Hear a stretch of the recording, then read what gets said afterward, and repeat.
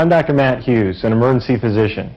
From Hollywood, the drama of the emergency room, or ER, entered the American home through popular television shows. And while life-threatening situations in medical drama make for great ratings, they aren't purely the results of Hollywood scriptwriters. They occur every day in emergency rooms throughout the country. But the gunshots, car accidents, and heart attacks aren't all that the emergency department manages. In fact, a very large part of the emergency department's daily routine involves tending to the fevers and colds, aches and pains, and bumps and bruises of everyday life. The ability to manage all patients that comes through its doors and simultaneously care for the minor illnesses and injuries as well as the life-threatening conditions, from the sniffles to the shotgun wounds, makes the emergency department an extremely sophisticated and complex healthcare resource. This mix of patients and their conditions is something that I see on a daily basis. However, to the patient, the emergency department may seem a bit overwhelming and complicated. This instructional video explores a typical emergency department, shows you its basic features and functions, and walks you through the process of caring for patients in the ER. In other words, by the end of this segment, you should have a better appreciation of just how the emergency department goes about seeing its patients. Patients typically come to the emergency department by one of two ways: independently, accompanied by family or friends, or by an ambulance, which can be either auto or helicopter transport. Next, regardless of how they arrived, patients are assessed by emergency department personnel through a process commonly known as triage. Here, a brief description of the problem is recorded.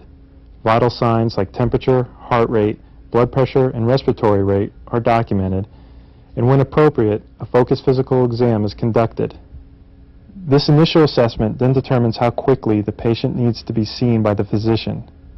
Most emergency departments have a system that places patients into categories based on how soon their problem requires a doctor's care.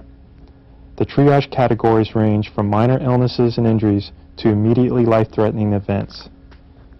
Every patient in the emergency department is screened and then placed into the system based upon their condition.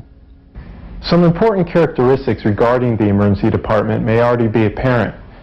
By necessity, it cannot be a first-come, first-served resource. For example, say you come to the ER for a sore throat.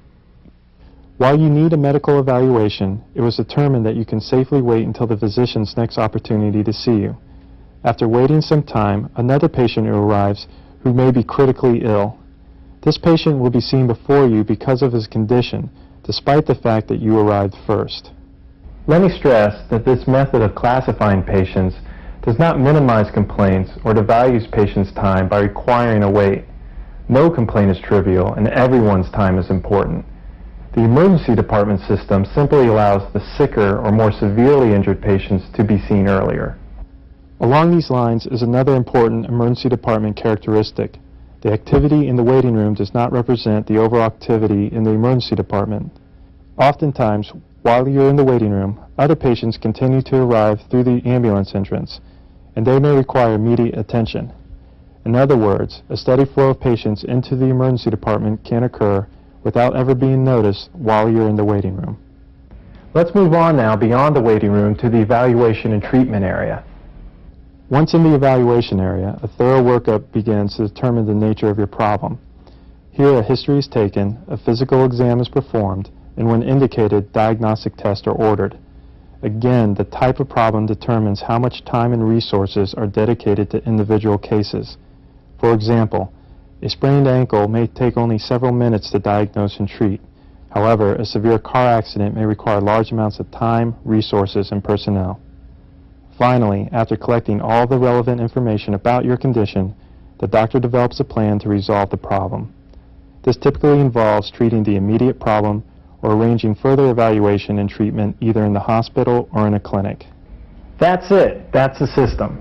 Patients arrive, are assessed, categorized based on their condition, and then evaluated and treated according to their priority, with the ultimate goal being the provision of high-quality health care in an efficient and organized manner to all patients.